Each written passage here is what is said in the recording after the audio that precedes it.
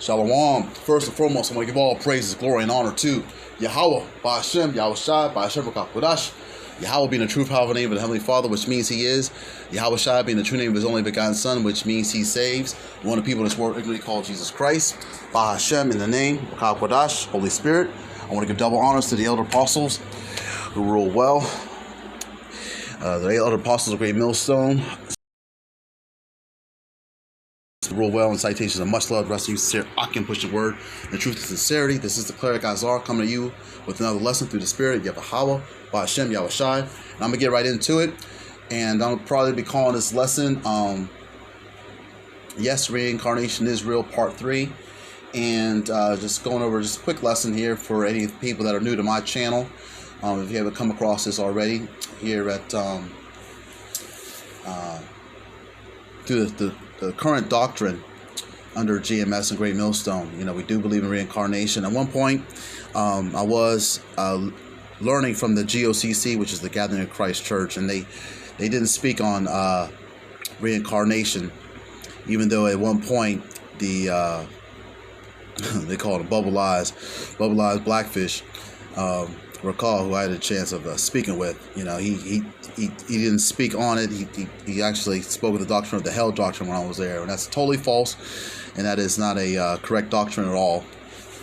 Okay, reincarnation is in the scriptures, is in the Bible, and it is biblical. All right, we're going to go into well, I'm going to go into the scriptures, but first let me give you a quick testimonial from my own particular standpoint. I had even before, when I was in the world, I always used to ask myself like certain questions about how come I wasn't born during a certain time, during the time period, because I was a very simple individual, and just as Jacob should be, a plain man dwelling in tents. And so at one point in my life, I just wanted just a wife and some kids, and a house with a picket fence and a dog named Toto. Just a so-called American dream. I wanted it really simple. I didn't want too much. Enough money so I could support my family. And so, the water to Yahweh Ba'Hashem Shai, that throughout my life I was able to have a family, specifically my family on my father's side, that kept records about past and past grandfathers and so forth. And I had the opportunity, I was blessed to have the opportunity, knowing my father and knowing my grandfather, and hearing the stories of my great-grandfather. And so over the years, I would always ask my father certain particular things about my great-grandfather, because he was able to remember him. And so one of the things he told me was that my great-grandfather used to have these hairs coming out of his ears, and he always used to sit there and pick these hairs out of his ears. And I was like, oh, that's kind of interesting. That's kind of weird. And my father used to always say, like, I wonder why he never got scissors and just cut the hairs out of his ears. So, years went by. I didn't think of it. My father passed, and my grandfather passed.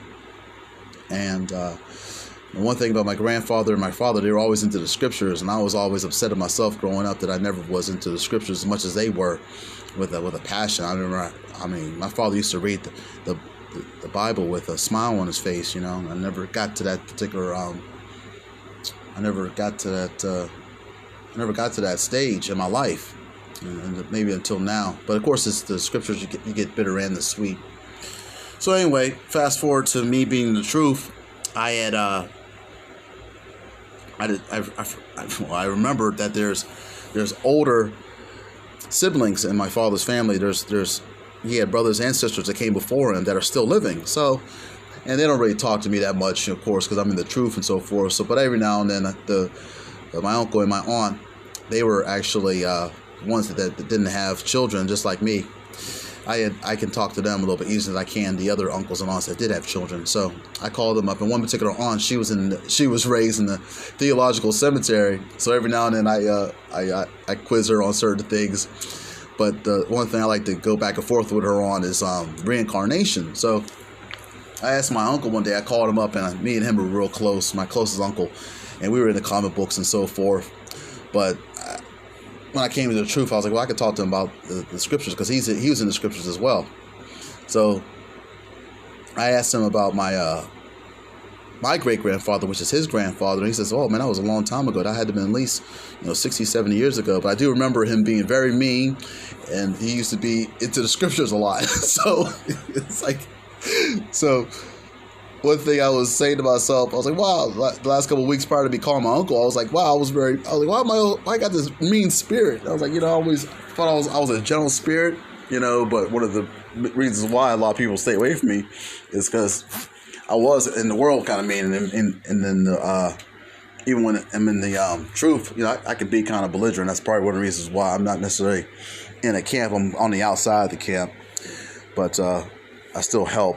That's what my name means. Azar means help, so I help the best way that I can. Well, anyway, so my uncle told me that he was mean and that he was always in the scriptures. And my aunt, she did a actual biography, and she wrote the kind of things that my great-grandfather was into. He bought his wife a fur coat, and I always wanted to buy my wife a fur coat.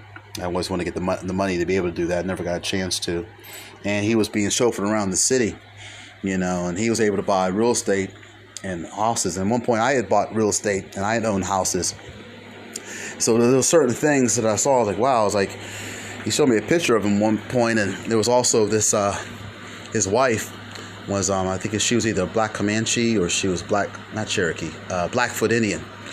And so I ran across a black Cherokee just recently, and just totally infatuated with her. And I was like, oh man, I was like, this is probably this most likely, I am my great grandfather coming back in reincarnation.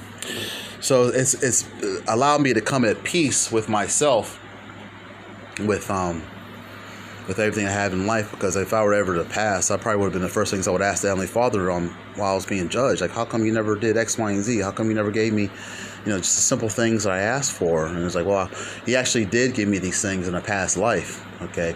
And I was blessed with these particular things, so I'm quite content with life at this point. But let's go into the scriptures, because Yahushua spoke of reincarnation as well. We're going to go into the Matthew chapter 17, as stated on this particular screen. And we're going to go specifically to, let's go to verse 9. It's Matthew chapter 7. This is after the transfiguration where Peter, James, and John saw the images of Moses and Elijah talking with Yahushua. Okay? Verse 9, it reads, and as they came down from the mountain, Yahushua charged them, saying, tell the vision to no man until the Son of Man be risen again from the dead. And his disciples asked him, saying, why then say the scribes that Elias, or this is Elijah, must first come? Now, this is particularly speaking of the book of Malachi, specifically chapter 4, verse 5. And then let's get it. Malachi chapter 4, verse 5. And it reads as such, behold, I will send you Elijah the prophet before the coming of the great and dreadful day of the Lord. And he shall turn the heart of the fathers to the children, and the heart of the children to their fathers, lest I come and smite the earth with a curse.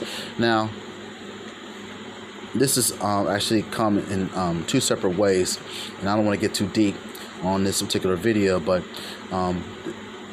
what he's going to say eventually is that, well, let's read it, okay? Let's read verse 11 back in Matthew 17, verse 11. And then Yahushua answered and said unto them, Elijah truly shall first come. It says Elias here. We're speaking of Elijah.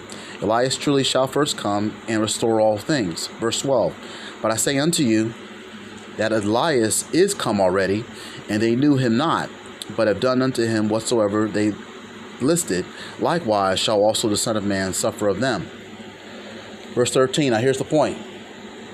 Then the disciples understood that he spake unto them of John the Baptist. Okay, see that?